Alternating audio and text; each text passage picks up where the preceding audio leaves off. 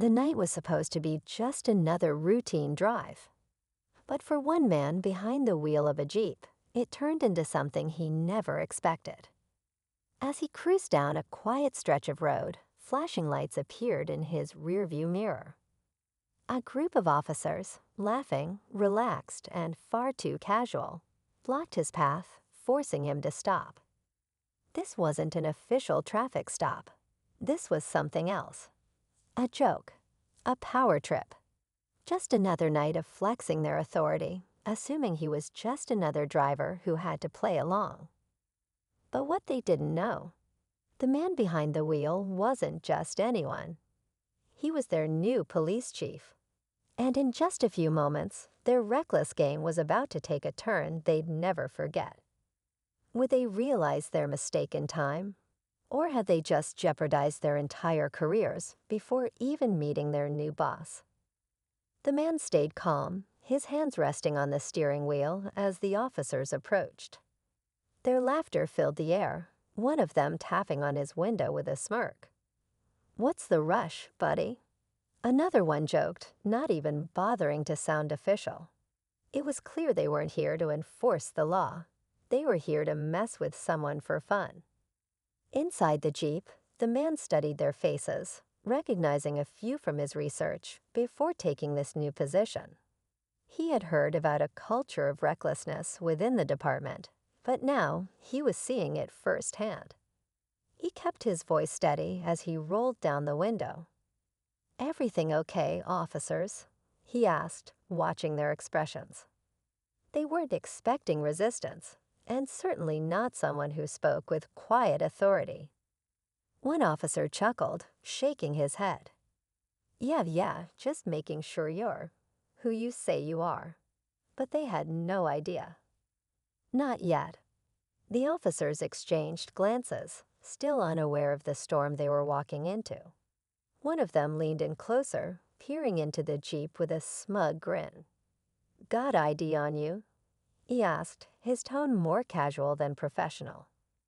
The man reached into his jacket slowly, keeping his movements deliberate. He had been in law enforcement long enough to know how quickly things could escalate. As he handed over his license, the officer barely glanced at it before flicking it back. "Just messing with you, man," he said with a chuckle, as if that made everything fine. But the man caught the momentary hesitation in his eyes, the brief flicker of uncertainty. Something about his name must have triggered a thought. Meanwhile, another officer circled the Jeep, looking it over like it was part of their game. "Nice ride," he muttered, knocking on the door. "Not from around here, huh?" The man gave a small smile. "Just started a new job," he said, his voice steady. The officer at the window smirked. "Yeah. What kind of job?" The man let the silence stretch just long enough to make them uneasy. Then, with a calm certainty, he answered, "Chief of police." The air around them shifted. The smugness in their faces faded, replaced by something else. Uncertainty, maybe even fear. The officer, still holding his ID, finally looked at it for real this time. His jaw tensed. But instead of admitting their mistake, they doubled down. "Funny joke," one of them scoffed, stuffing his hands into his vest. "Chief's not supposed to start till next week." The man tilted his head slightly, reading their body language. "That's right," he said.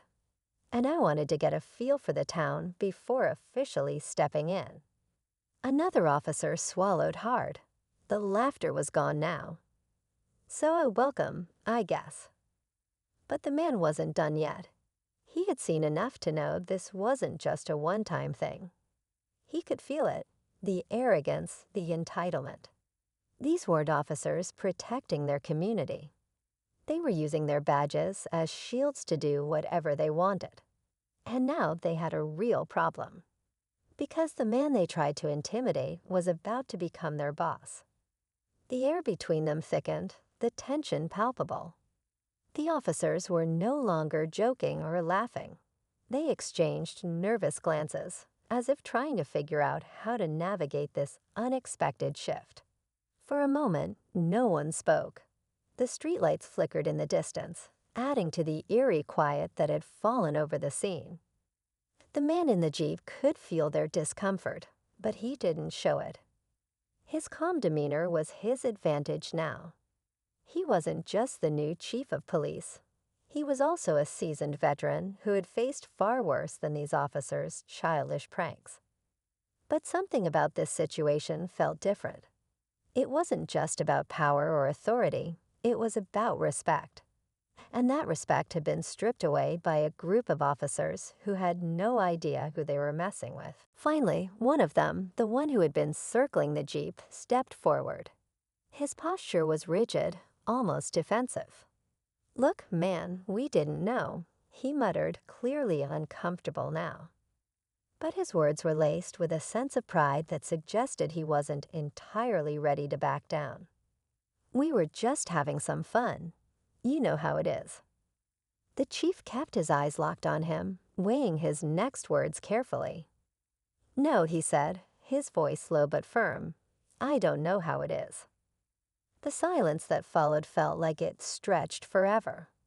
The other officers stood frozen, unsure of how to respond. And that's when the chief made his move. Without another word, he reached into the glove compartment, pulling out a folder that had all the official documents, the ones that proved who he was. He handed them over without a second thought, watching as the officers skimmed through the paperwork, their expressions growing more tense with every passing second. The truth was undeniable now. The joke was over. But even as the officers processed the situation, it was clear that they were far from ready to accept what was happening. Their pride, their positions, had been— The chief's heart began to race as the man in the suit took another step forward. "You're not just some rookie," he said, his eyes narrowing. "This is all part of the plan, isn't it?" A cold sweat crept down the chief's spine.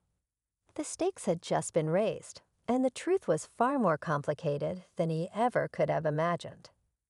Now the conflict wasn't just about a few rogue officers. It was about power, control, and a deeper game that had been set in motion long before this night. And the chief, he was right at the center of it. The man in the suit stepped closer, his every movement calculated, like he was the final piece in a puzzle that was only now beginning to make sense. He stopped in front of the chief, his eyes piercing through the silence. "I know who you are," he said, his voice colder now, almost too calm. "And I know what you're trying to do here." The chief's pulse quickened. There was no pretending anymore. This wasn't just about a few rogue officers or a petty power struggle. The man in the suit wasn't just another bureaucrat. He was part of a much larger scheme, one that was already set into motion, and the chief had unknowingly walked straight into it. Before the chief could speak, the man in the suit pulled out a folder from under his arm. It wasn't a regular file. It was thick, bulging with pages. "This is where it all starts," he said, tossing the folder onto the hood of the Jeep. "Everything you've seen, everything you're about to face, it's all part of the plan." The officers, still reeling from the shift in power, exchanged confused glances. But it was clear now that the stakes were far higher than they ever imagined. The chief didn't move, his mind racing as he flipped open the folder. Inside, he saw reports, names, dates, all connected to a web of corruption that went far deeper than just the officers at the scene. The department was rotten to its core, and this man, the one who seemed to be orchestrating it all, was in the middle of it. Just as he processed this horrifying reality, the SUV's engine roared back to life. But before it could drive off, the man in the suit turned back to the chief, a smug smile tugging at the corner of his lips. "This city was never meant to change," he said. "You're just a pawn in the game, chief, and we're not done with you yet." The words hung in the air, heavy with implication. The officers, now caught between their guilt and the looming threat of what was to come, could only watch as the SUV sped off into the night. leaving the chief standing in the middle of a battlefield he hadn't even known existed.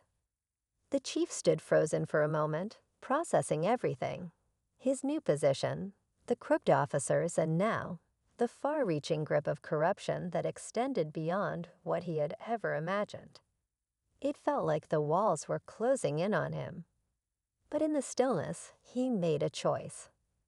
This wouldn't be the end of his story. It was just the beginning. Then, as if to confirm his resolve, a quiet voice from the back of the group of officers broke the silence. One of them stepped forward, his face pale. "Chief,